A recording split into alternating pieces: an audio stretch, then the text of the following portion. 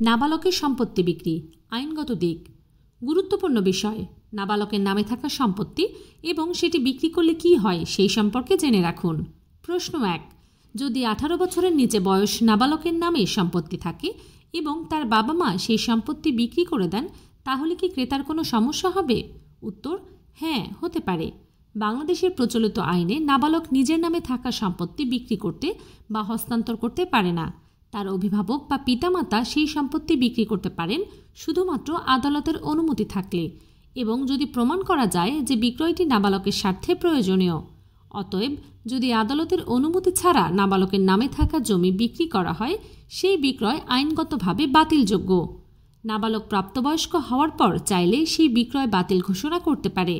অর্থাৎ ক্রেতার ঝুঁকি আছে এবং ভবিষ্যতে জমির মালিকানা নিয়ে সমস্যা হতে পারে।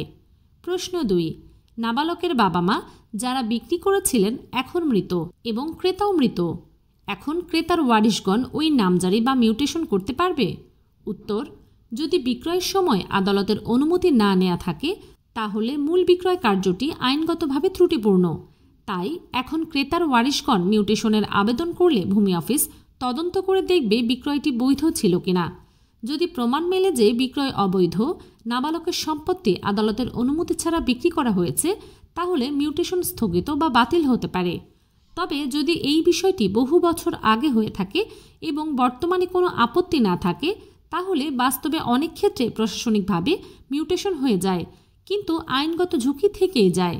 মূল বার্তা, নাবালকের নামে থাকা সম্পত্তি বিক্রি করতে হলে অবশ্যই আদালতের অনুমতি নিতে হবে। অন্যথায় ভবিষ্যতে সেই জমি নিয়ে বড় আইনি জটিলতায় পড়তে পারে ক্রেতা বা তার উত্তরাধিকারী উভয়ই। আইনি পরামর্শ বা তথ্য জানতে আমাদের ফলো করুন।